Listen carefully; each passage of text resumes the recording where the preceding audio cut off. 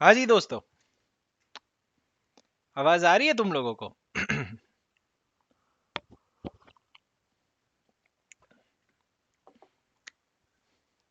तुम लोग cast, creed, religion, language के बेसिस पे डिस्क्रिमिनेशन मत करो दोस्तों।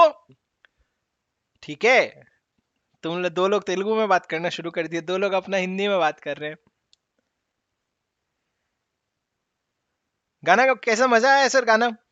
अच्छा, किसको किसको मजा आया, किसको किसको नहीं आया? Yes no, yes no, yes no.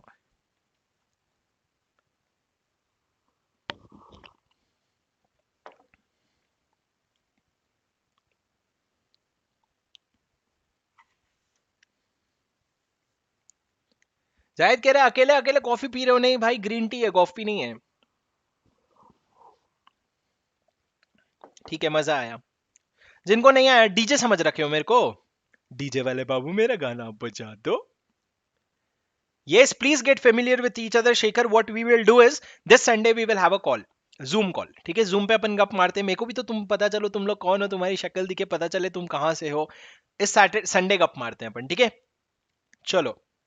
क्या होता है, वो आजकल घर पे बैठ के पढ़ने की वजह से ना वो क्लास की वाइब्स नहीं आती, and I love that vibes. As a student तो ओए होए होए होए, जो क्लास में बैठ करके बेंच ठोका करते थे ना अपन। पर कोई नहीं, और कुछ नहीं तो जूम कॉल कर लेंगे, और जूम कॉल में तुम्हारे सामने जो टेबल रखा है तुमको जितनी मर्जी ठोकना। मैं तो मना ही नहीं करूंगा। हमारे टीचर तो मना करते थे क्योंकि स्कूल वो क्लास की प्रॉपर्टी थी। मैं तो तुम लोगों को मना ही नहीं करूंगा, बहुत बड़ा दिल है मेरा, तोड़ देना ठोक ठोक के। ठीक है? आ जाओ सर। चलो चलो चलो चलो।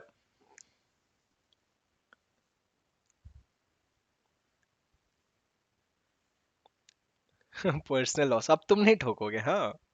अब तुम नहीं ठोकोगे, हाँ। चलो, वो असली मजा तो तब आता है ना जब फीस रिकवरी हो रही हो। हमने दिया है 50,000 रुपए फीस, हम ठोकेंगे, बकायदा हमारी प्रॉपर्टी यही है।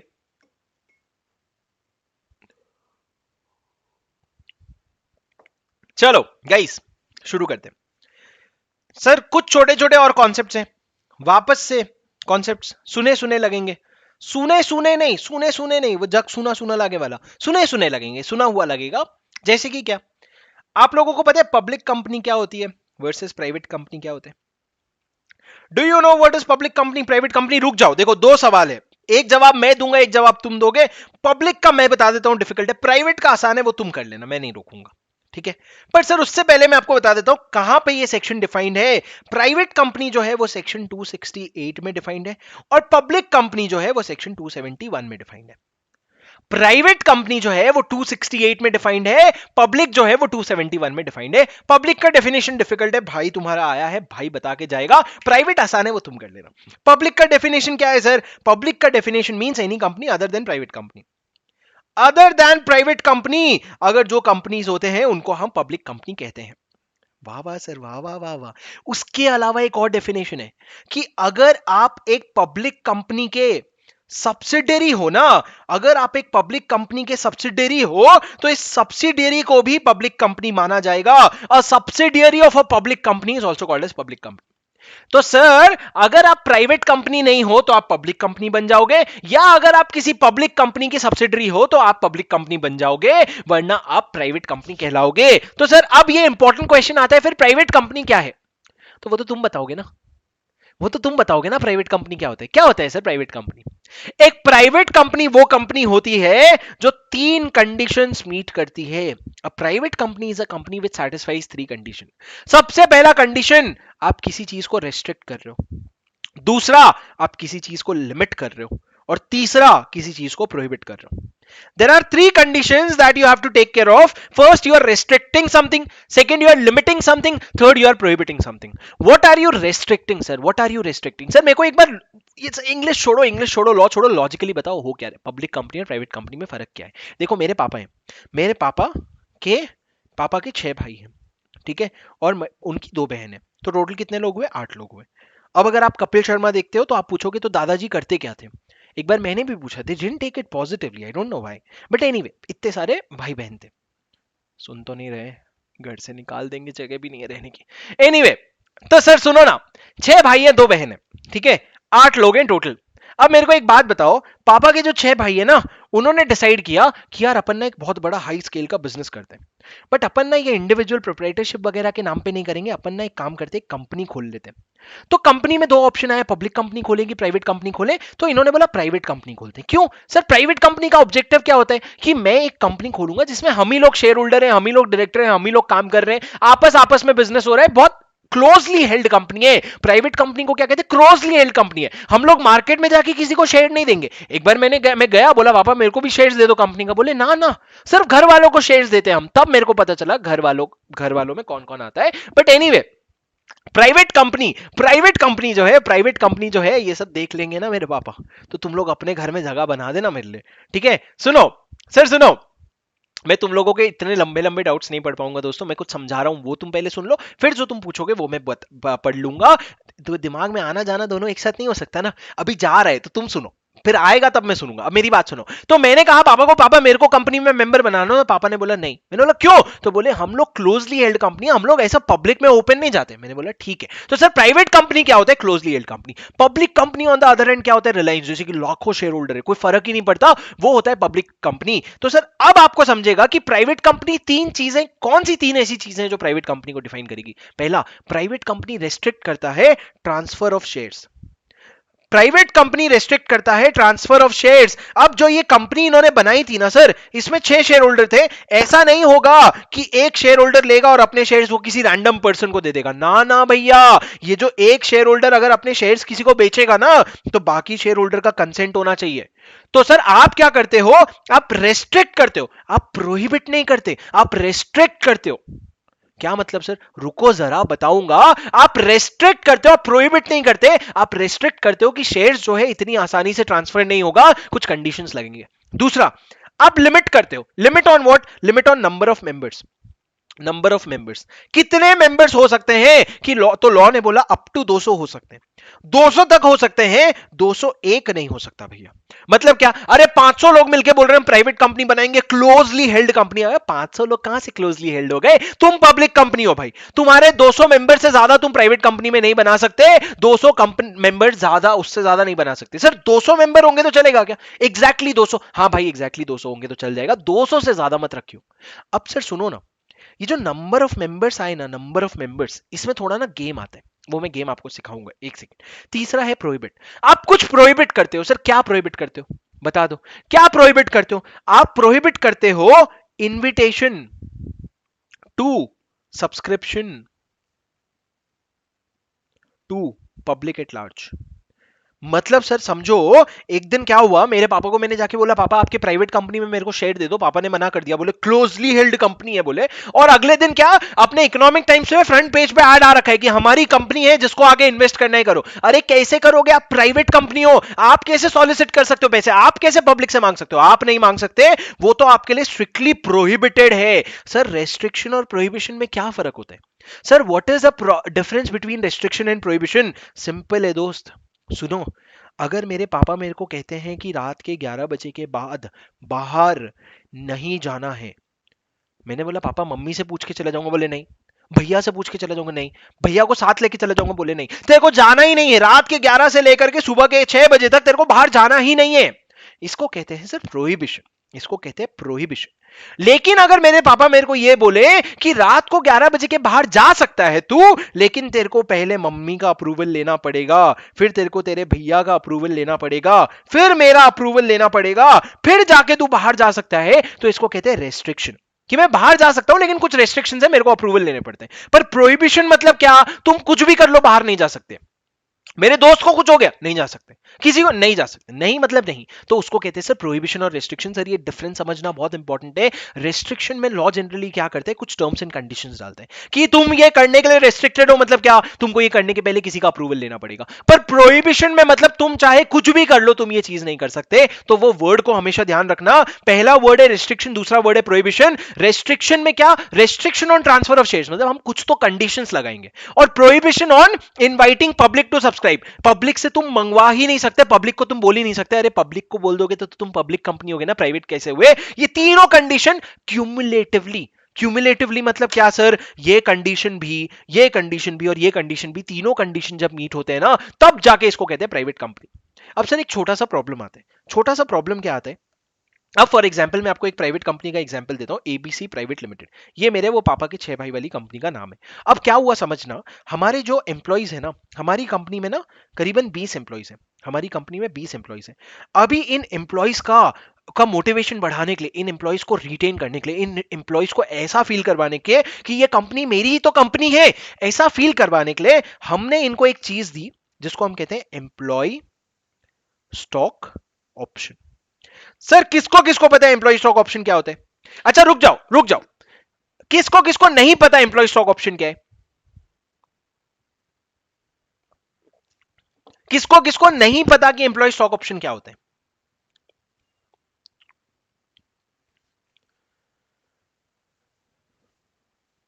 ESOP, correct. किसको किसको नहीं पता?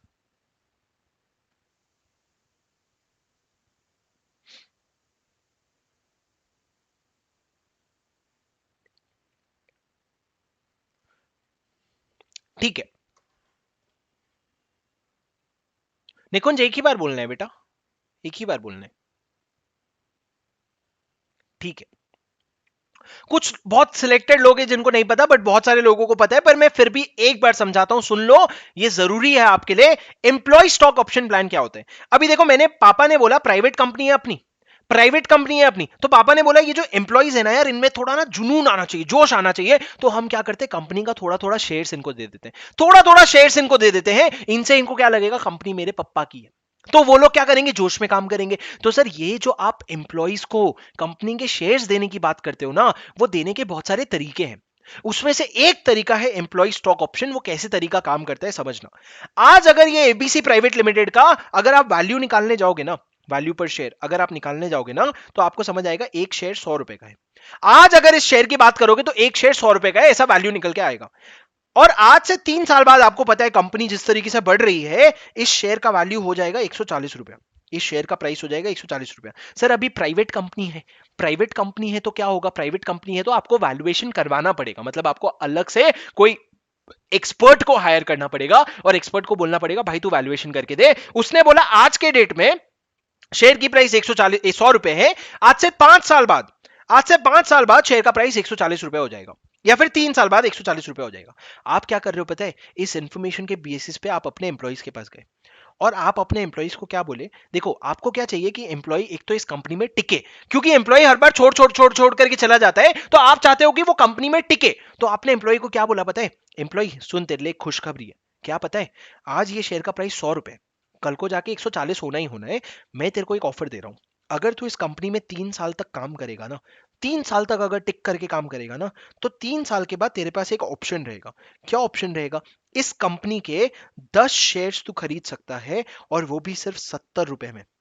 आज शेयर 100 रुपए का है, कल 140 रुपए का होगा, तू उसको फिर भी 70 रुपए में खरीद सकता है। मतलब तू 70 रुपए में खरीदेगा वो शेयर, और तू 140 में बेच पाएगा, मतलब तू 70 रुपए का प्रॉफिट कमाएगा। पर वो एम्प्लॉय बोलेगा अरे सर, तो अगर शेयर का वैल्यू कम हो गया तो, आप बोल रहे हो शेयर का प्राइस 140 जाएगा पर शेयर का प्राइस 40 रुपए हो गया तो एम्प्लॉयर बोलेगा अरे तो मैं तो तेरे को ऑप्शन दे रहा हूं ना, मैं तो तेरे को ऑप्शन दे रहा हूं, तेरे को लगेगा लेना चाहिए तो तू लेना, नहीं लेना चाहिए मत लेना, पर तू देख ले कंपनी जिस तरीके से पिछले 5 साल में ग्रो की है, आगे भी वैसे ही ग्रो करेगी। तो सर इसको कहते हैं employ stock option. You are giving your employees an option to purchase the stock of the company after a certain period of time at a predetermined price. जो 70 रुपए है, जो प्राइस है वो आज से आपने डिसाइड कर लिया, तो eight a predetermined price, पहले से प्राइस डिटरमाइन किया हुआ, उस पर आप खरीदने का ऑप्शन दे रहे हो। इसको कहते हैं sir employ stock option plan. अब सर जब आप एम्प्लॉय स्टॉक ऑप्शन प्लान देते हो, मेरी बात ध्यान से समझना, ये मैंने क्यों समझाया। जब आप एम्प्लॉय स्टॉक ऑप्शन प्लान देते हो, मान लो आपकी कंपनी में 100 नहीं 120 एम्प्लॉय थे, मान लो आपकी कंपनी में 120 एम्प्लॉइज थे, या फिर ऐसा समझ लो 120 200 एम्प्लॉइज थे, ठीक है 200 एम्प्लॉइज थे, और वो 200 के 200 एम्प्लॉय को आपने ये ऑप्शन दिया। अब सर 200 के 200 एम्प्लॉय 3 साल रुक गए, और 200 के 200 एम्प्लॉय ने अपना ऑप्शन एक्सरसाइज कर लिया, मतलब उन्होंने बोला हाँ हाँ मैं 70 रुपए में खरीदूंगा, क्यों, क्योंकि तब शेयर की वैल्यू 140 रुपए थी, तो उन्होंने एक्सरसाइज कर लिया। अब मेरे को एक बात बताओ सर, जैसे ही उन्होंने ये ऑप्शन एक्सरसाइज करा, क्या वो शेयर होल्डर्स बन गए? हाँ सर वो शेयर होल्डर बन गए। शेयर होल्डर बनते ही वो यहाँ पे मेंबर बन गए। अब मेंबर बन गए 200 एम्प्लॉइज, तो 200 की लिमिट तो पार हो गई ना, आपकी तो मैक्सिमम लिमिट है 200 की, वो 200 की लिमिट पार हो गई, तो ये तो प्रॉब्लम है ना सर, ये तो बहुत बड़ी प्रॉब्लम है। तो लॉ ने बोला बहुत सिंपल है भाई, ये जो 200 का तुम कैलकुलेशन करते हो ना, मैक्सिमम नंबर ऑफ मेंबर्स का, उस 200 में अपने एम्प्लॉइज को मत गिनना। मतलब जो आपके एम्प्लॉइज जब आपके एम्प्लॉयमेंट में थे, उनको अगर तुमने शेयर्स इशू किया है तो उसको 200 के लिमिट में मत गिनना। Exclude those employees from the limit of 200। Sir आप समझे क्या? Exclude those employees from the limit of 200। Sir एक बात बताओ, एबीसी प्राइवेट लिमिटेड थी, अब इसमें ना तीन तरह के शेयर होल्डर है। तीन तरह के शेयर होल्डर, ये शेयर होल्डर 1 है, ये शेयर होल्डर 2 है, ये शेयर होल्डर 3 है। सर पहला है रामू काका। रामू काका क्या है पता है? अभी कंपनी के एम्प्लॉय है, जब एम्प्लॉय थे ना तभी इनको शेयर्स मिला था, और अभी ये शेयर होल्ड कर रहे हैं। अभी एम्प्लॉय भी है, शेयर्स भी होल्ड करते हैं, और एम्प्लॉय थे तभी शेयर्स मिला था। दूसरा है श्यामू काका। श्यामू काका कौन है पता है? वो 3 साल पहले एम्प्लॉय थे। वो 3 साल पहले एम्प्लॉय थे, और जब एम्प्लॉय थे ना तभी उनको शेयर्स मिला था, तभी उनको शेयर्स मिला था। पर आज वो एम्प्लॉय नहीं है। 3 साल पहले जब एम्प्लॉय थे तब उनको शेयर मिला था, पर आज वो एम्प्लॉय नहीं है। और तीसरे हैं कौन? और कौन आएगा भाई? राम श्याम और राम श्याम। बोलो बोलो, कुछ तो बोलो, मेरे से दिमाग ब्लैंक हो गया अचानक से। बोलो सर। और एक राजू काका। अभी मैं क्या बनाऊं बताओ? एक है राजू काका। राजू काका क्या है पता है?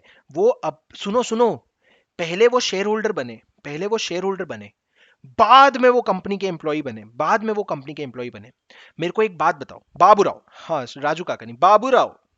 बाबूराव जो है, बाबूराव पहले शेयर होल्डर बना, पहले उसने प्राइवेट कंपनी में मेंबरशिप ले ली, बाद में वो क्या बन गया? एम्प्लॉय बन गया। कामू काका।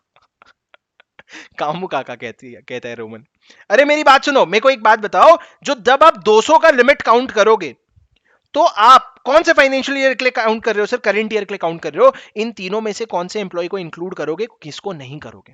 सर देखो, रामू काका की बात करें तो वो अभी एम्प्लॉय भी है, एम्प्लॉयमेंट के दौरान ही उसको शेयर्स मिला है, तो वो अभी भी एम्प्लॉय है और एम्प्लॉयमेंट के दौरान शेयर्स मिला है, तो इसको काउंट नहीं करोगे। क्यों? क्योंकि एम्प्लॉय के हिस्से में शेयर मिला है उसको। पर श्यामू काका की अगर बात करो तो उनको 3 साल पहले एम्प्लॉय थे, 3 साल पहले ही उनको शेयर मिल गया था जब वो एम्प्लॉय थे, लेकिन आज वो एम्प्लॉयमेंट में नहीं है, पर आज शेयर होल्ड करते हैं। सर तो भी उनको काउंट नहीं करोगे। क्यों? क्योंकि तुमने उनको एम्प्लॉयमेंट के चलते तुमने शेयर्स दिया ना, तो आज वो एम्प्लॉय है नहीं है उससे फर्क नहीं पड़ता, शेयर तो वो होल्ड करेगा ना, शेयर तो वो होल्ड करेगा, क्या फर्क पड़ता है? उसको आप क्या करोगे? आप उसको काउंट नहीं करोगे। पर सर ये जो बाबूराव है ना, बाबूराव पहले शेयर होल्डर बना, बाद में एम्प्लॉय बना, तो बाद में एम्प्लॉय बना तो उसको ये बेनिफिट नहीं मिलेगा। आप इसको 200 की लिमिट में काउंट करोगे। सर 200 की लिमिट में काउंट करने से अच्छा है कि नहीं करने से अच्छा है? सर कंपनी तो ये चाहेगी कि भाई काउंट मत हो, कंपनी तो चाहेगी काउंट मत हो ताकि ज्यादा से ज्यादा लोग आ सके। लेकिन सर यहां पे देखो, बाबूराव पहले शेयर होल्डर बना, बाद में एम्प्लॉय बना, तो तुमने एम्प्लॉय के नाम से उसको शेयर्स दिया क्या? नहीं ना, तो तुम उसको इंक्लूड करोगे। बहुत सिंपल सी बात है सर। आपके एम्प्लॉय की कैपेसिटी में अगर आपने किसी को शेयर्स दिया है तो उसको माफ कर देना भाई, वरना सबको 200 की लिमिट में ले लेना। ये आपके 200 की लिमिट की बात है सर। 200 के लिमिट तक अगर आप मेंबर्स हो तो 200 की लिमिट तक अगर आप मेंबर्स रख सकते हो। आप रिस्ट्रिक्टेड ट्रांसफर से, प्रोहिबिटेड है पब्लिक के इन्विटेशन से। सर एक लास्ट चीज, मैं और मेरी वाइफ है, शादी नहीं हुई है हमारी, पर मेरे इमेजिनेशन में मेरी एक वाइफ है। मैं और मेरी वाइफ हर जगह जब जाते हैं, ऐसे एक नारियल पानी लेते हैं, 2 स्ट्रॉ से पीते हैं, ऐसे सारी चीजें शेयर करते हैं, एक थाली लेते हैं, दोनों खाते हैं। हमने शेयर्स भी जब खरीदा ना, तो हमने जॉइंट नेम से खरीदा, हमने जॉइंट नेम से शेयर्स खरीदा। जॉइंट नेम से शेयर्स खरीदा मतलब हमने बोला शुभम और वाइफ दोनों का मिला करके शेयर। अब मेरे को ये बताओ, उनको 2 अलग अलग मेंबर्स गिनोगे कि उनको एक मेंबर गिनोगे? सर वो 2 जिस्म एक जान है, उनको आप एक ही मेंबर गिनोगे। जब अगर 2 लोग जॉइंट नेम से भी शेयर्स खरीदते हैं ना, उनको 2 अलग अलग लोग मत गिनना, उनको एक ही गिनना। You will consider it as one. क्यों? क्योंकि 2 जिस्म एक जान है सर वो लोग। ठीक है। अब सर ये हो गया आपके प्राइवेट कंपनी का पूरा डेफिनेशन। एक बार प्राइवेट कंपनी का डेफिनेशन बुक से पढ़ लेते हैं, एक बार प्राइवेट कंपनी का डेफिनेशन बुक से पढ़ लेते हैं। आ जाओ सर, प्राइवेट कंपनी का डेफिनेशन 2 सबसेक्शन 68। 268 प्राइवेट कंपनी क्या होता है? Private company means a company having minimum paid up share capital as may be prescribed. Sir ये आप ना जो पढ़ाते हो वो तो रहता नहीं है बुक में, अचानक से ही क्या आ गया? Minimum paid up share capital as may be prescribed. Aditya कहता है ओ मा गॉड टू लव। ओ मा गो, गॉड नहीं, ओ मा गो टू लव। हाँ करेक्ट आदित्य, बस वही, बस वही। नालायक। सुनो मेरी बात दोस्तों, दोस्तों प्राइवेट कंपनी के केस में एक company having minimum paid up share capital as may be prescribed, मतलब सर एक प्राइवेट कंपनी बनाने के लिए पहले यहां पे लिखा हुआ होता था कि minimum paid up share capital 1 lakh होगा, 50 लाख होगा, कुछ भी होगा, पर अब इन्होंने लिमिट हटा दिया और इन्होंने सेंट्रल गवर्नमेंट को पावर दे दिया कि सेंट्रल गवर्नमेंट तुम प्रिस्क्राइब करना, और सेंट्रल गवर्नमेंट ने अभी तक कुछ प्रिस्क्राइब नहीं किया है। सेंट्रल गवर्नमेंट ने अभी तक कुछ प्रिस्क्राइब नहीं किया है, there is no limit prescribed, so the paid up capital as may be prescribed and which by it articles. Sir which by its articles मतलब क्या? जो अपने आर्टिकल ऑफ एसोसिएशन के थ्रू ये तीन चीजों को कंट्रोल करता है, जो अपने आर्टिकल ऑफ एसोसिएशन में ये तीन क्लॉज डाल रखा है। पहला, restrict the right to transfer its shares, आप अपने शेयर्स को ट्रांसफर करना रेस्ट्रिक्ट करते हो। दूसरा, limits the number of its members to 200, 200 से ज्यादा मेंबर नहीं रख सकते except in case of one person company. Sir one person company मतलब क्या होता है? एक इंसान जब अपने आप को कंपनी बना लेता है तो उसके नाम का जब कंपनी बना लेता है उसको वन पर्सन कंपनी बोलते हैं। बहुत डिटेल में हम आगे पढ़ेंगे। Provided that in case of joint holding treat them as a single member, दो जिस्म एक जान। Provided further that following shall not be included in the number of members, जब आप नंबर ऑफ मेंबर्स गिन रहे हो तो इन लोगों को मत इंक्लूड करना। पहला हो गया person who are in employment of the company, वो लोग जो कंपनी के एम्प्लॉइज हैं, and persons who have been formerly in employment of the company were members of the company while in that employment and have continued to be members after the employment ceased। मतलब पहले member थे, पहले employ थे, तब उन्होंने member बने थे, अभी वो एम्प्लॉय तो नहीं है पर मेंबर रहना कंटिन्यू कर रहे, तो उनको भी मत इंक्लूड करना भाई। पर अगर पहले तुम मेंबर थे, आज अगर एम्प्लॉयमेंट में आए हो तो तुम उसको इंक्लूड करोगे 200 के लिमिट में। इसमें मैं आपको एक प्रैक्टिकल क्वेश्चन कराऊंगा, आपको और अच्छे से समझ आएगा। Prohibits any invitation to the public to subscribe for any securities for the company, आप किसी भी पब्लिक को अपने शेयर्स को सब्सक्राइब करने के लिए बुला नहीं रहे हो, आप कोई इन्विटेशन नहीं दे सकते। ये तीन कंडीशन मीट होंगे तभी आप प्राइवेट कंपनी बनोगे, ठीक है।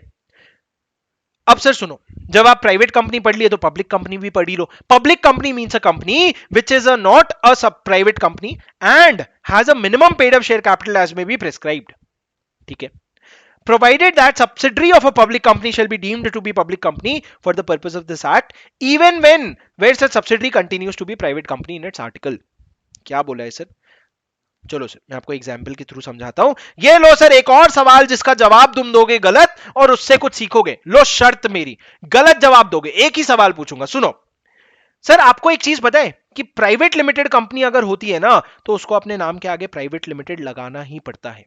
अगर एक प्राइवेट लिमिटेड कंपनी है उसको अपने नाम के आगे प्राइवेट लिमिटेड लगाना ही पड़ता है। अब सर मेरी बात सुनो, रिलायंस इंडस्ट्रीज लिमिटेड एक कंपनी है, उसके नीचे रिलायंस जियो करके एक कंपनी है जो एक प्राइवेट लिमिटेड कंपनी है, ठीक है। ये जो रिलायंस इंडस्ट्रीज रिलायंस जियो प्राइवेट लिमिटेड है ना, ये इसके आर्टिकल में लिखा हुआ है कि तुम्हारा रेस्ट्रिक्शन है टू ट्रांसफर शेयर्स, तुम्हारा limit on number of members कितना है, तुम्हारा limit on number of members 100 है, तुम 100 से ज्यादा मेंबर नहीं रख सकते, और तीसरा तुमको प्रोहिबिटेड है शेयर पब्लिक को इनवाइट करना। मेरा सवाल यह है कि रिलायंस जियो प्राइवेट लिमिटेड प्राइवेट कंपनी है कि पब्लिक कंपनी है? प्राइवेट कंपनी है कि पब्लिक कंपनी है? Is Reliance Jio private limited a private company और पब्लिक कंपनी? सर वैसे कायदे से तो अगर आप आर्टिकल्स को देखोगे तो आर्टिकल्स को देख करके तो ये लग रहा है कि ये प्राइवेट कंपनी है, आर्टिकल्स को देख के तो सीधा सीधा ये लग रहा है ये प्राइवेट कंपनी है। लेकिन अगर आप एक पब्लिक कंपनी के सब्सिडरी हो ना, तो भले ही आप आर्टिकल से प्राइवेट हो पर हम आपको डीम्ड पब्लिक कंपनी मान लेंगे। भले तुम प्राइवेट हो हम तुमको डीम्ड पब्लिक मान लेंगे। ऐसा क्यों सर? ऐसा क्यों क्यों ऐसा मान लोगे? अरे भाई पब्लिक मतलब क्या था? पब्लिक कंपनी मतलब हम चाहते थे क्लोजली हेल्ड कंपनी हो, क्लोजली हेल्ड कंपनी हो मतलब बहुत कम पब्लिक का इंटरेस्ट इन्वॉल्व ना हो, करेक्ट। प्राइवेट मतलब हम क्या चाहते थे? पब्लिक का इंटरेस्ट इन्वॉल्व ना हो। पर तुम मेरे को एक रिलायंस जियो की बात बताओ, रिलायंस जियो में पब्लिक का इंटरेस्ट इन्वॉल्व है कि नहीं है? अरे कैसे नहीं है? इसमें 50% से ज्यादा शेयर रिलायंस इंडस्ट्रीज होल्ड करता है और इसमें 1 लाख से ज्यादा शेयर होल्डर है। तो भाई ये 1 लाख लोग इनडायरेक्टली तो इसमें इन्वेस्टेड है ही ना, तो ये प्राइवेट कैसे हुई? सिर्फ आर्टिकल में लिख देने से प्राइवेट हो जाते हो क्या? लॉजिकली तो नहीं हुए ना, लॉजिकली तो इतने सारे पब्लिक का स्टेक होल्डर तुम पे है ना, तो इसलिए अगर आप एक पब्लिक कंपनी के सब्सिडरी हो ना तो हम आपको डीम्ड पब्लिक मान लेंगे। तुम्हारे आर्टिकल में जो भी लिखा हो हमको नहीं फर्क पड़ता, समझे सर? मुक्ता ने बहुत सही क्वेश्चन पूछा, सर स्टेक कितना है? सर स्टेक कितना है? तो अगर आप सब्सिडरी हो तो ही बात करना, अगर एसोसिएट हो ना तो जाने दे भाई, एसोसिएट में अपन ज्यादा दिमाग नहीं लगाएंगे। लेकिन अगर आप किसी पब्लिक कंपनी के अगर सब्सिडरी बन जाते हो तो आप भले आर्टिकल से, दिल से भले तुम प्राइवेट कंपनी हो, लेकिन तुमको हम स्टेटस पब्लिक कंपनी का देंगे, मतलब तुमको पब्लिक कंपनी वाले सारे प्रोविजन एप्लीकेबल हो जाएंगे। समझे? बोलो समझे बच्चे, बोलो समझे, बोलो समझे, बोलो समझे। हाँ सर समझ गए। अब सर सुनो, अब छोटी मोटी और थोड़ी सी चीजें हैं जो मैं आपको बता करके, आपको कुछ क्वेश्चंस करा करके आजाद कर दूंगा। आजाद कर दोगे? सर देखो, कंपनी का डेफिनेशन हमने पढ़ लिया। कंपनी मतलब क्या सर? कंपनी मतलब अ company which is incorporated under this act, जो इस एक्ट में इनकॉर्पोरेट हुआ है, और ये सेक्शन 2 सबसेक्शन 20 में लिखा है। सर ये याद कर लो, 2 सबसेक्शन 20 में लिखा हुआ है कंपनी क्या होता है। ठीक है, तो सर बीसी क्या होता है? अरे ना ना ना भाई ना, तुम मत बोलो, तुम, मैं बोलूंगा, तुम मत बोलो, तुम मत बोलो। जैसा मेरा सवाल निकल करके आया है तुम्हारे मन में बॉडी कॉर्पोरेट तो नहीं आ रहे, ठीक है? तुम मत बोलो, मैं बोलूंगा। सर बीसी मतलब, एक सेकंड भाई, एक सेकंड। बॉडी कॉर्पोरेट, जैसा मैं स्टूडेंट था ना, बड़ी दिक्कत होती है क्योंकि मैं टीचर हूं और मेरे दिमाग के पीछे में जाकर के एक बैक बेंचर बैठता है, लास्ट बेंच में एकदम, और वो ऐसे ऐसे रिप्लाई मारता है मेरे क्वेश्चंस के कि मैं खुद डर जाता हूं। भाई नहीं, शांत शांत शांत। तो सर बॉडी कॉर्पोरेट, हाँ बॉडी कॉर्पोरेट। तो सर बॉडी कॉर्पोरेट जो है वो क्या होता है? बॉडी कॉर्पोरेट डिफाइंड है आपके सेक्शन 2 सबसेक्शन 2 क्लॉज 11 में। 2 क्लॉज 11 में क्या डिफाइंड है? Body corporate.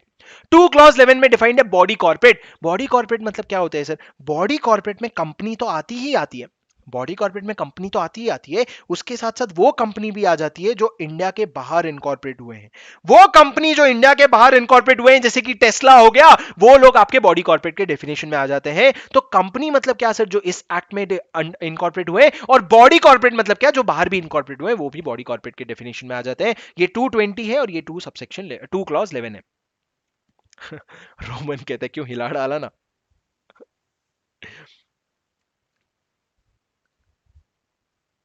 श्रेष्ठ कहते हैं सर हमने तो बॉडी कॉर्पोरेट ही सोचा, राम राम राम। हाँ श्रेष्ठ, मेरे को पता है कितना राम राम राम। चलो sir, company limited by guarantee और शेयर्स हमने पढ़ लिया, सेक्शन 2 क्लॉज 21 22 है, पर आपको याद रखने की जरूरत नहीं है। गवर्नमेंट कंपनी हमने पढ़ लिया, प्राइवेट कंपनी पढ़ लिया, पब्लिक कंपनी पढ़ लिया। गवर्नमेंट कंपनी याद कर लो दोस्तों, 2 क्लॉज 45 है। प्राइवेट कंपनी 2 क्लॉज 68 है और पब्लिक कंपनी 2 क्लॉज 71 है। सर ये रिवीजन कैसे हो? सर ये याद कैसे होगा? ये याद सिर्फ रिवीजन कर करके होगा। याद सिर्फ रिवीजन कर करके होगा कि गवर्नमेंट कंपनी 245 है, प्राइवेट कंपनी 268 है और पब्लिक कंपनी 271 है। सर प्राइवेट और पब्लिक में कंफ्यूजन होता है, 268 है कि 271 है। तो sir 268 private company, 271 public company, कैसे याद रहेगा भाई? आर पहले आता है कि यू पहले आता है? देखो पी और पी तो सेम है, आर पहले आता है कि यू पहले आता है? आर पहले आता है ना, तो अल्फाबेटिकली 268 प्राइवेट कंपनी हो गया, 271 पब्लिक कंपनी हो गया। ठीक है, ठीक है, ठीक है, okay. So sir 245 government company है, 268 कोई मेरे को बता सकता है 285 क्या है? 2 क्लॉज 85 क्या है, कोई बता सकता है? Can someone tell me what is 2 clause 85?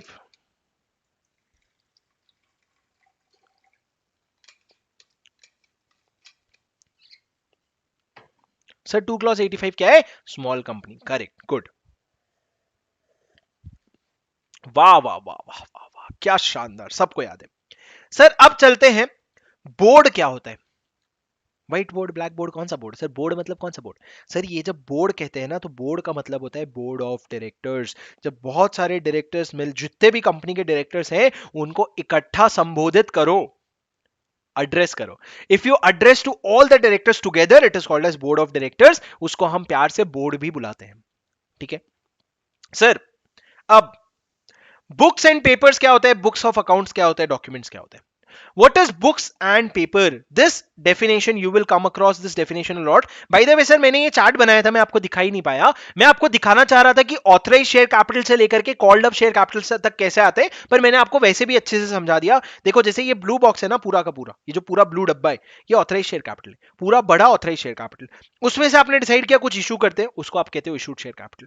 उसमें से कुछ सब्सक्राइब हुए, उसको आप कहते हो सब्सक्राइब शेयर कैपिटल। उसमें से कुछ आपने मंगवाया, उसको कहते हैं कॉल्ड अप शेयर कैपिटल। तो ये जो बचा हुआ पैसा है ना, इसको कहते हैं अनकॉल्ड कैपिटल।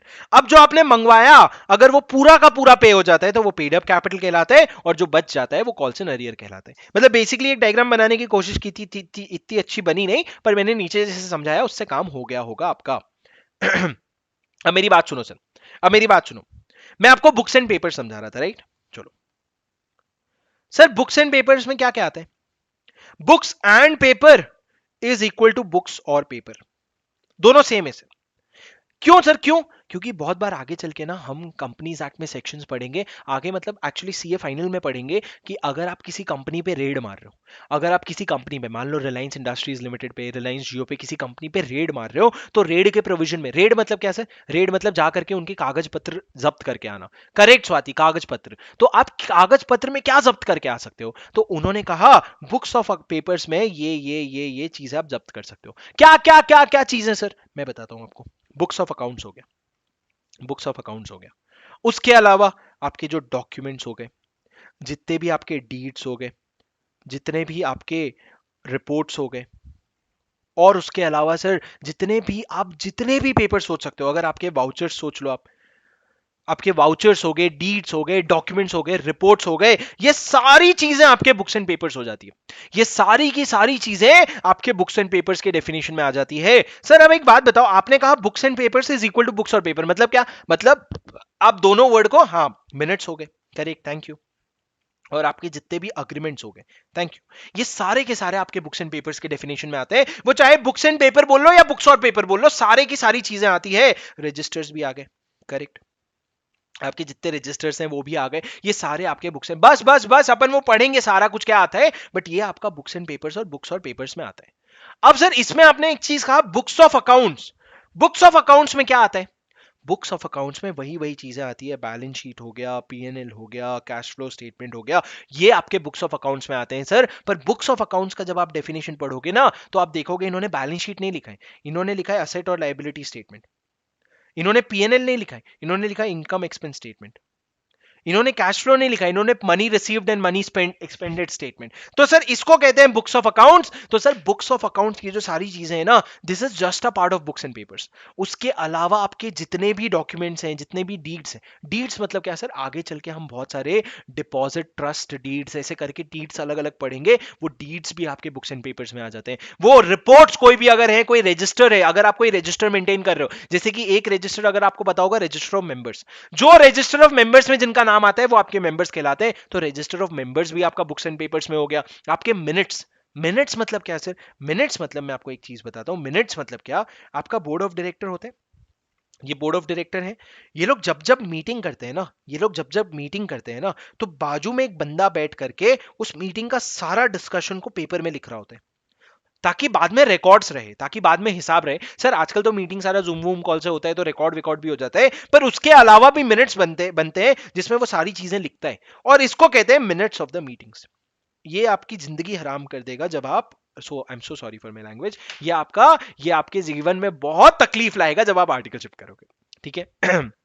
सर सुनो, सर सुनो, निकल जाती है, क्या करें अभी, मेरी बात सुनो।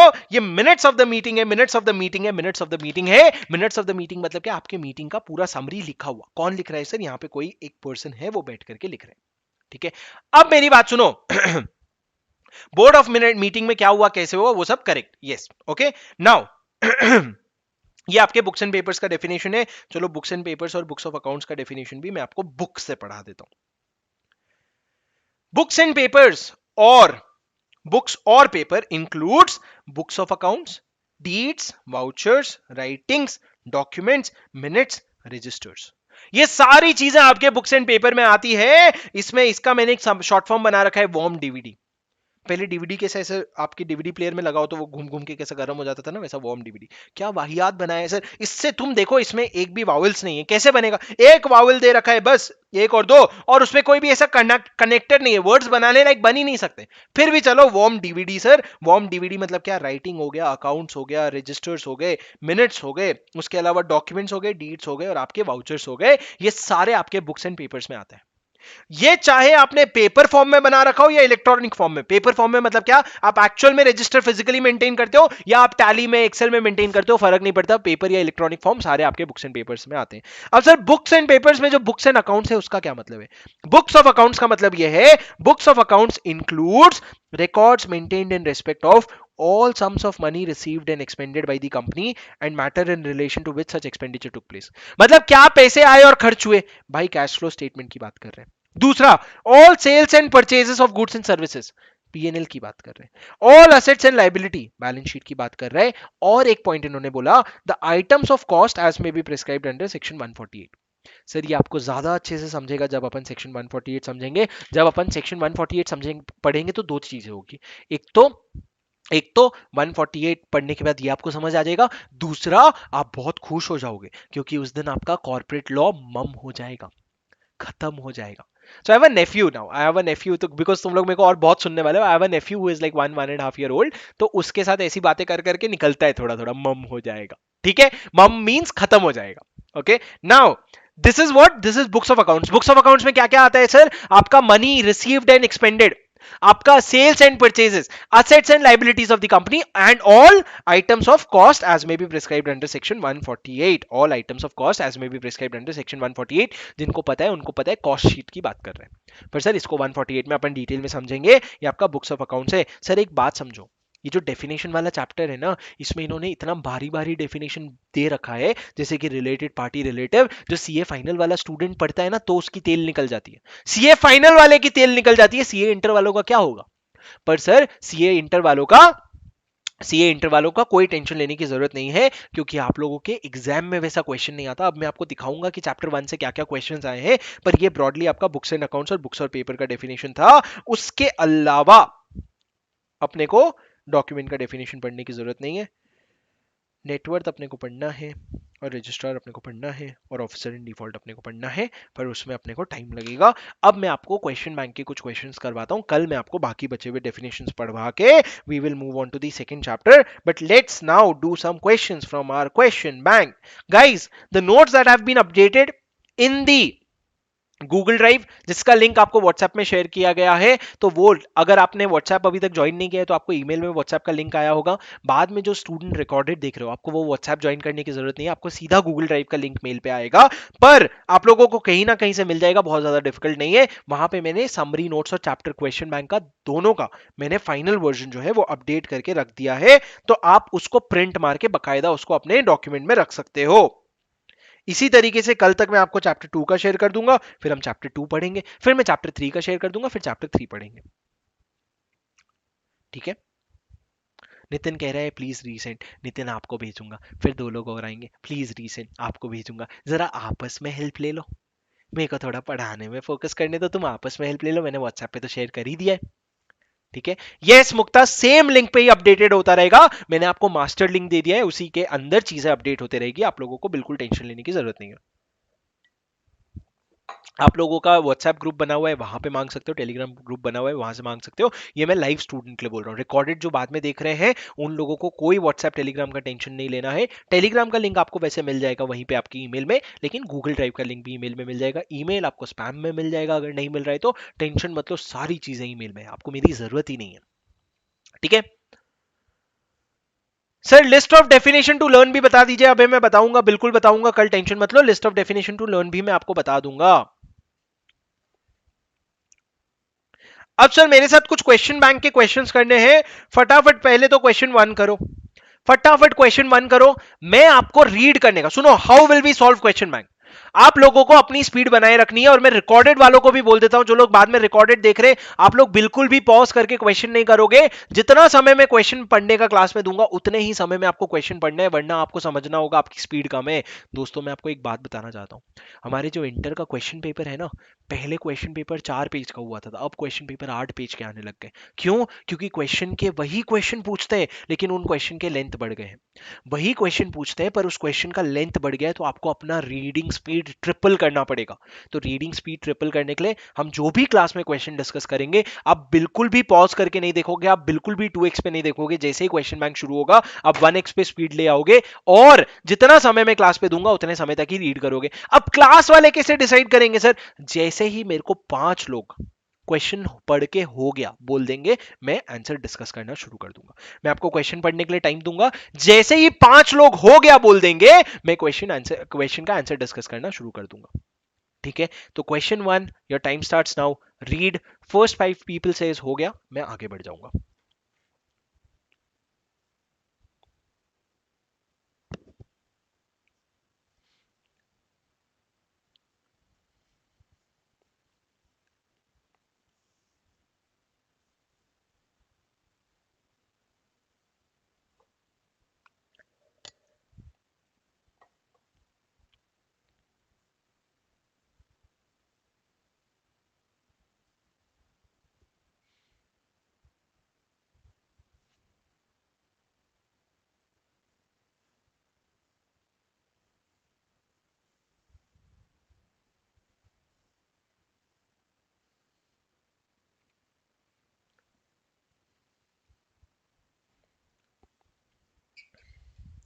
5 नहीं सर, मैं 10 लोगों के डन का मैसेज का वेट करूंगा। 10 लोग डन का मैसेज देंगे तो मैं आगे बढ़ जाऊंगा। 10 लोग आराम से दे देंगे। हो गया सर, 10 लोगों का डन आराम से आ गया। सुनो सर क्या बोल रहे हैं। एक कंपनी है सारस प्राइवेट लिमिटेड। सारस प्राइवेट लिमिटेड करके एक कंपनी है, उसमें जीवन और सुधीर का शेयर होल्डिंग है। सारस प्राइवेट लिमिटेड है जिसके 8 लाख इक्विटी शेयर्स हैं। ठीक है, उस कंपनी में जीवन 3 लाख शेयर होल्ड करते हैं और सुधीर 50,000 शेयर होल्ड करते हैं। 3 लाख और 50,000। और ये जो दोनों हैं ये पीयूष के सब्सिडरी हैं। पीयूष के सब्सिडरी है, पीयूष इनका कॉमन पेरेंट है। सवाल ये है क्या सारस जो है वो पीयूष का सब्सिडरी है? सर हमको पता है हमारी सब्सिडरी अगर किसी कंपनी में शेयर होल्ड करती है तो उसको हम टोटल में ले लेते हैं जब हम सब्सिडरी के लिए निकाल रहे होते हैं परसेंटेज होल्डिंग। अब सर सारस का 8 लाख शेयर होल्डिंग है तो इसका 50% कितना होता है? 4 लाख। अगर एक कंपनी है जो 4 लाख से ज्यादा अगर शेयर होल्ड करती है सारस के, तो सारस उसकी सब्सिडरी हो जाएगी। पर पीयूष इस केस में 3 लाख और 50,000 शेयर ही होल्ड कर पा रहे, तो टोटल 3.5 लाख हुआ। तो 3.5 लाख 3.5 लाख हुए, तो 3.5 लाख हुए तो पीयूष की सब्सिडरी नहीं कहलाएगी सारस। सारस will not be a subsidiary of Piyush because the share holding is less than 4 lakh. But would your answer be different if Piyush has 8 out of 9 directors on the board? He is not having that much shareholding, but Saras has 9 people in its board of director. Out of that 9 people, 8 people are selected by Piyush. In that case, will it be considered as subsidiary? The answer is yes, because you are controlling the company in different form. You have control over the composition of the board of directors of the company, and hence you can call Saras your subsidiary if that were the case. एक बार answer read करो sir, एक बार मेरे साथ answer read करो और हो जाए तो डन का मैसेज देना। आराम से रीड करो, कोई घाई नहीं है, आप लोगों को समझना है। आंसर रीड करो, हो जाए तो डन का मैसेज देना।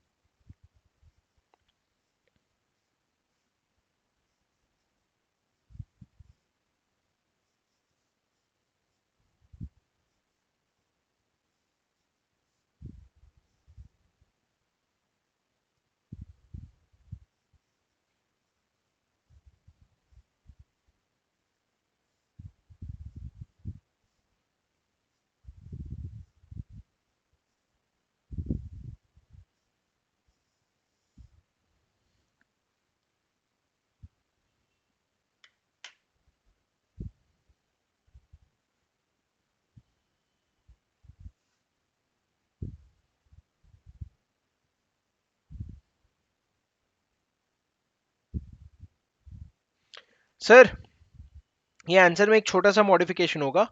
ये जो टोटल शेयर कैपिटल है ना, ये टोटल शेयर कैपिटल नहीं आएगा, ये वोटिंग पावर आएगा। This question is of May 2019 और इसमें मेरे से अमेंडमेंट रह गया, इसको मैं अमेंड कर दूंगा, ठीक है, इसको मैं अमेंड कर दूंगा। आप लोगों के पास जब आप प्रिंट आउट लोगे तो आप इसको यहाँ पे वोटिंग पावर लिख लेना, अगर ऑलरेडी नहीं लिखा है तो मैं वैसे फाइल रिवाइज कर दूंगा, ठीक है। सर अब एक सवाल आया मेरे मन में, मेरे को एक बात बताओ, मेरे मन में एक सवाल आया कि सर ये चीज तो समझ आ गई, लेकिन ऐसा हम अगले जन्म तक भी नहीं लिख पाएंगे सर। चीज समझ में तो आ गई अपने को, बहुत बेसिक कॉन्सेप्ट था, बच्चों वाला कॉन्सेप्ट था, लेकिन हम लिख नहीं पाएंगे सर, ऐसा क्या करें उसका। देखो दोस्त, पहली बार जब आप पढ़ते हो ना, तो आप सिर्फ लॉ का लैंग्वेज डेवलप करो धीरे धीरे। जब आप फर्स्ट रिवीजन करोगे ना, we will have to switch to a something, आपने सुना नहीं होगा, एक मेथड होता है, उसको हम कहते हैं रट्टा। रट्टा मतलब क्या, आपको वो सीक्वेंस याद करना पड़ेगा कि कैसे पॉइंटर्स में डिवाइडेड है। जैसे कि मैं आपको दिखाता हूँ ये कैसे पॉइंटर्स में डिवाइडेड है। Subsidiary company means a company, means in regard to holding company, means a company जिसमें पॉइंट ए आप कंट्रोल रखते हो, पॉइंट बी आप उसमें आधे से ज्यादा वोटिंग पावर होल्ड करते हो। उसके नीचे कुछ तो प्रोवाइजो था, ये प्रोवाइजो आपके लिए एकदम रेलेवेंट नहीं है, बिलीव मी, आप एग्जाम में नहीं लिखोगे कोई फर्क नहीं पड़ता। उसके बाद दो एक्सप्लेनेशन है सर जो इस क्वेश्चन के लिए बहुत इंपॉर्टेंट है। पहला एक्सप्लेनेशन तो ये है कि अगर एक होल्डिंग कंपनी, आप ना पहले पॉइंट्स का सीक्वेंस याद करो, आप बस क्रोनोलॉजी याद करो, जब आप अगली बार पढ़ोगे ना तो थोड़ा और लैंग्वेज बनेगा आपका। अभी सिर्फ याद करो कि अगर अगर एक होल्डिंग कंपनी अपने दूसरे सब्सिडरी कंपनी के थ्रू किसी और कंपनी में वोटिंग पावर होल्ड करती है, तो उस वोटिंग पावर को भी आप इंक्लूड करोगे सब्सिडरी कंपनी डिटरमाइन करने में। और दूसरा, जब कॉम्पोजिशन ऑफ बोर्ड की बात होती है, तो अगर आप ऑल या मेजॉरिटी ऑफ डायरेक्टर्स को अगर अपॉइंट करते हो, तो आपके पास कॉम्पोजिशन ऑफ बोर्ड का पावर है, उसके बेसिस पे हम कंक्लूजन दे रहे हैं, ठीक है।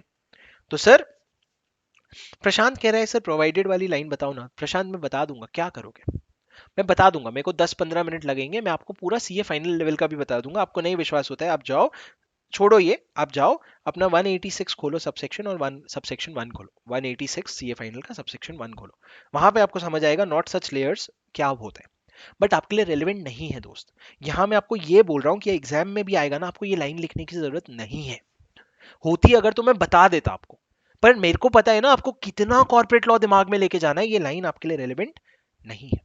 जब होगी मैं आपको बता दूंगा। अब सर मेरी बात सुनो, फर्स्ट क्वेश्चन हो गया, सेकंड क्वेश्चन अपना कल ही हो गया था कि फाइनेंशियल स्टेटमेंट में क्या क्या आता है और कैश फ्लो किसको किसको नहीं बनाना पड़ता, वो अपना डेफिनेशन पढ़ करके हो गया था। सर एक छोटा सा पॉइंट मैं आपको बता देता हूं, कल जब मैंने आपको बोला था कैश फ्लो में 3 कंपनीज को नहीं बनाना पड़ता है, एक और कंपनी थी एक्चुअली जो पॉइंट अपने आईसीआई मॉड्यूल में भी है, एक तो 1% कंपनी, दूसरी स्मॉल कंपनी, तीसरा डोरमेंट कंपनी, और एक चौथा कंपनी इन्होंने डाला है private company, if such private company is a startup company. Sir मैं आपको एक चीज बताता हूं, 4 कंपनी है जो हाथ के हाथ चलते हैं, 4 कंपनीज हैं जिनको बहुत सारे एग्जेम्पशन हाथ के हाथ मिलते हैं, ये 4 कंपनी याद कर लो। पहला है 1% कंपनी, दूसरा है डोरमेंट कंपनी, तीसरा है स्मॉल कंपनी, और चौथा है एक प्राइवेट कंपनी। पर सर हर प्राइवेट कंपनी को ये एक्सेप्शन नहीं देते, प्राइवेट कंपनी में 2 तरह के कंपनी होते हैं, एक जो स्टार्टअप कंपनीज है, एक जो अदर देन स्टार्टअप है।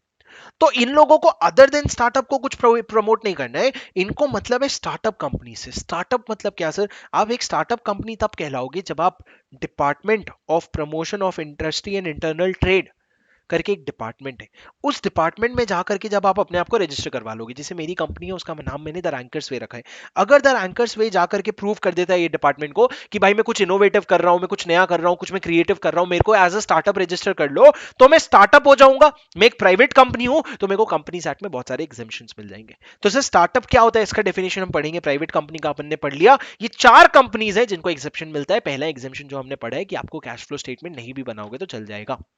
कल मैंने आपको ये 3 पॉइंट बताया था, आज मैंने आपको चौथा बता दिया, private company which is a startup. अब सर थर्ड क्वेश्चन और फोर्थ क्वेश्चन को होल्ड में डालो, फॉरेन कंपनी का डेफिनेशन का डिस्कशन कर रहा है। फॉरेन कंपनी का जो डेफिनेशन है आईसीआई मॉड्यूल ने अपने सिलेबस में से हटाया है, इंटर के मॉड्यूल में से उन्होंने यहां चैप्टर 1 से हटाया है। मेरे को थोड़ा सा और रिसर्च करने तो ये आपके लिए रेलेवेंट है, क्योंकि फॉरेन कंपनी का डेफिनेशन बहुत डीप है और वो आपके सीए फाइनल में बहुत फ्रीक्वेंटली आस्क्ड क्वेश्चन है। तो सीए इंटर में इनका क्या मूड है वो अपन फिगर आउट करेंगे, थोड़ा सा टाइम देना पड़ेगा आपको मेरे को उसके लिए। सर अपना क्वेश्चन नंबर 5 कल डिस्कस हो गया था ना, had we or had we not discussed question number 5? Yes, we had discussed, I clearly remember we had discussed question number 5। एक कंपनी थी, स्मॉल कंपनी थी, कैश फ्लो स्टेटमेंट फाइल नहीं किया था, स्मॉल कंपनी है कि नहीं ये बताओ, और अगर स्मॉल कंपनी है तो कैश फ्लो स्टेटमेंट नहीं फाइल करेगी तो चलेगा क्या, ये बताओ, ऐसा क्वेश्चन था। अब सर आ जाओ क्वेश्चन नंबर 8 पे, बहुत इंपॉर्टेंट क्वेश्चन है, एक बार क्वेश्चन रीड करो, आपका टाइम शुरू होता है अब। आराम से पढ़ो, कोई जल्दी नहीं है, सिर्फ निपटाना नहीं है। क्वेश्चन पहले आराम से पढ़ो और आराम से खत्म करो, घाई नहीं है। आप ये मत सोचो मैं 10 लोग का खत्म हो जाएगा, आप आराम से पढ़ो, आपको समझ आना चाहिए और उस हिसाब से आपकी स्पीड भी पता चलेगी। स्टार्ट।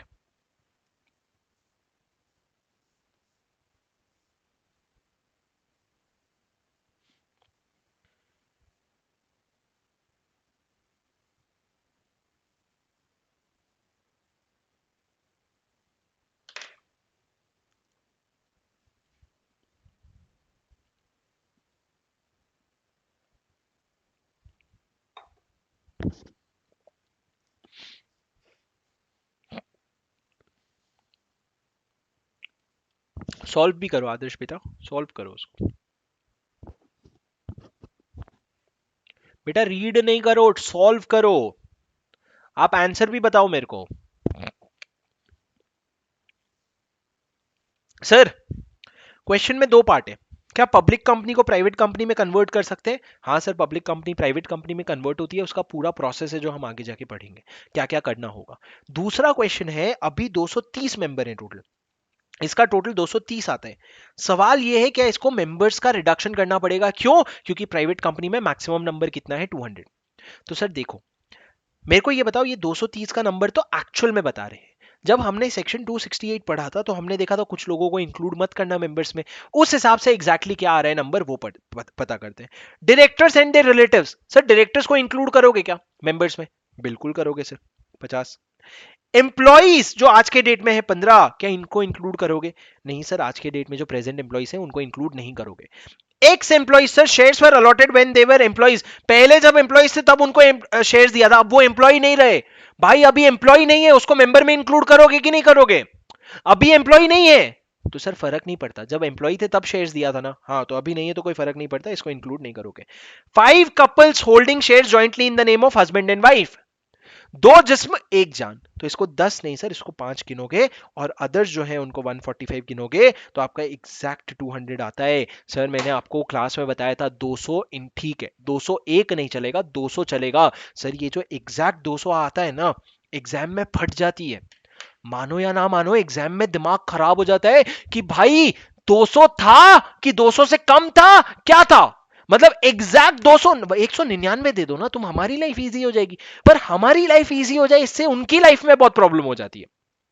ठीक है, तो सर इसलिए इन्होंने एग्जैक्ट 200 दिया। प्राइवेट कंपनी एग्जैक्ट 200 तक रख सकते हो, 201 नहीं रख सकते, तो इनको कोई रिडक्शन इन मेंबर करने की जरूरत नहीं है। दोस्त आंसर नहीं है बोलना कोई बड़ी बात नहीं है, आंसर प्रेजेंट कैसे करोगे, पढ़ो मेरे साथ। जय लालवानी, एक बार आंसर पढ़ो, आपको समझ आ जाएगा, एक बार आंसर पढ़ो मेरे साथ। According to section 268, private company means a company having minimum paid up share capital as may be prescribed and which by its article limits the number of members to 200। Sir एक चीज समझो यहाँ पे, sir एक बस खत्म राहुल, इस question के बाद पैकअप। सर एक चीज समझोगे यहाँ पे, क्वेश्चन में ना उसने प्राइवेट कंपनी के तीनों पॉइंट्स का आंसर नहीं दिया। उसने ये नहीं बोला प्राइवेट कंपनी वो होती है जो रेस्ट्रिक्ट करती है ट्रांसफर ऑफ शेयर्स, जो लिमिट करती है नंबर ऑफ मेंबर्स, या जो प्रोहिबिट करती है इनविटेशन फ्रॉम पब्लिक। उसने सीधा पॉइंट पे मारा कि भैया बहुत सारी चीजें होती है जिसमें एक चीज वो रोकती है कि number of shares 200, number of members 200 से ज्यादा नहीं हो सकते। एक चीज पे सीधा पॉइंट मारा। उसके बाद कहता है हाउ एवर वेर 2 और मोर पर्सन होल्ड 1 और more shares jointly then for this purpose it shall be treated as single member. और फर्दर इन्होंने प्रोवाइड किया है कि एम्प्लॉयमेंट में जो लोग हैं या फॉर्मली जो एम्प्लॉयमेंट में लोग थे इनको इंक्लूड मत करना। इंस्टेंट केस में इसके टोटल नंबर ऑफ मेंबर्स 200 होते हैं जैसा कि यहां पे हमने निकाला, तो therefore there is no need for reduction in the number of members since existing members are 200। और इन्होंने एक और बात भी की थी कि पब्लिक कंपनी को प्राइवेट कंपनी में कन्वर्ट कर सकते हो क्या, वो हम अगले वाले चैप्टर में पढ़ेंगे सर। सर इससे आपका ये जो क्वेश्चन है, ये क्वेश्चन आपका आईसीआई मॉड्यूल का क्वेश्चन है। आदित्य कह रहा है ये क्वेश्चन जो है ये मई 22 में आया था। आदित्य कह रहा है ये क्वेश्चन जो है ये मई 22 में आया था। आदित्य हम चेक कर लेंगे, बट उसके अलावा दोस्तों ये आपका पूरा क्वेश्चन बैंक है। सिर्फ 8 क्वेश्चन है, जिसमें से 5 क्वेश्चन तो मैंने ऑलरेडी करवा दिया आपको। मेरा आपसे एक ही रिक्वेस्ट है, homework complete all questions from question bank. आप आराम से कर लोगे, इसके सारे कॉन्सेप्ट्स कवर हो गए। Second, read definitions which are marked in grey. ये जो डेफिनेशन अगर आप मेरे समरी नोट्स देखोगे ना जो मैंने आज अपलोड किया है, अगर आप ये समरी नोट्स जाकर के देखोगे तो समरी नोट्स के कुछ नंबर के ऊपर मैंने ग्रे मार्क किया, ये हर जगह नहीं है, 14 के ऊपर नहीं है, 15 के ऊपर है, 16 के ऊपर नहीं है, 17 के ऊपर है। तो जहां जहां मैंने ग्रे मार्क किया है उनका डेफिनेशन जाकर के रीड करोगे, ये 2 आपका होमवर्क है सर। क्वेश्चन बैंक खत्म एंड समरी नोट्स का डेफिनेशन ग्रे वाला। ये टोटल मिला करके ये काम आपको 1 घंटे से ज्यादा नहीं लगेगा। पर सर अगर 1 घंटे से ज्यादा लग रहा है ना, खुश हो जाना। क्यों? क्योंकि आप क्वालिटी पे फोकस कर रहे हो, टाइम पे नहीं। आपके पास समय की लिमिट ही नहीं है सर। आपको ऐसा लग रहा है आपकी क्लास है, कॉलेज है, ये वो है, समय वमय, समय की लिमिट ही नहीं है अगर आप शांति से पढ़ो तो। जैसे आप अगर मान लो बीच पे लेट करके ऐसे बुक पढ़ रहे हो तो कैसे मजा आती है, उतना मजा आएगा ऐसा मैं बोलूंगा तो मैं झूठ कह रहा हूं। पर पढ़ना तो है अपने को, अभी तो शुरुआत हुई है सीए की, तो दोस्तों पढ़ना तो है अपने को। तो प्लीज ये 2 चीजें जाकर के 1 घंटा, या ये 2 चीजें which ever is earlier, which ever is earlier. तुम ज्यादा कर सकते हो तो नथिंग बेटर, बट मेरे तरफ से एक ही रिक्वेस्ट है, 1 घंटा या दोनों चीजें जो भी खत्म हो जाए विच एवर इज अर्लियर, आप अपना बुक बंद कर देना। ठीक है? तो सर हर्ष कह रहा है प्लीज अपडेट योर शीट। हर्ष मैं ये शीट अपडेट कर दूंगा, लेकिन आपको कुछ काम नहीं आने वाला, पर फिर भी मैं ये शीट अपडेट कर दूंगा, कोई इशू नहीं है। ठीक है? That's it guys, that's it from my end. Thanks a lot for watching this lecture. Those who have doubts can now stay back. और जिनको जाना है आप लोग जा सकते हो, जिनको पढ़ के कल डाउट्स पूछना है आप कल पूछ सकते हो, लेकिन जिनको डाउट्स है प्लीज यहां रुक जाओ। पर जाने के पहले मेरे को एक बार बता दो कि आपको मजा आ रहा है। फील फ्री टू से नहीं आ रहा है, थोड़ा भाई ऐसा कमेंट मत करो, थोड़ा बुरा लगता है ऐसा मैं बोलूंगा वो मीम के जैसे। पर नहीं आ रहा है तो भी बोल दो मजा आ रहा है कि नहीं आ रहा है, फटाफट बता दो मजा आ रहा है कि नहीं आ रहा है। अभी तक ही ऐसा है, अपन को ऐसा धक धक हो रहा है, मजा आ रहा है, ऐसा आ रहा है, yes, yes, yes, yes. कोई है हिम्मत? नो सर आ रहा है पर मन में बोलेंगे, अभी बाहर नहीं बोलेंगे। अमेजिंग लग रहा है। ठीक है गाइस, चलो मजा आएगा और मजा आएगा, और लेवल ऊपर जाएंगे और बहुत कुछ सीखेंगे। सीए इंटर की पढ़ाई है दोस्त, जब क्लास खत्म होगा ना तो लॉ में एक लेवल ऊपर पहुंच जाओगे आप। ठीक है? चलो guys, thanks a lot, I will see you all tomorrow. जिन लोगों का डाउट है वो लोग रुक जाओ, बाकी जिन लोगों को जाना है आप जा सकते हो। Thanks a lot, see you tomorrow.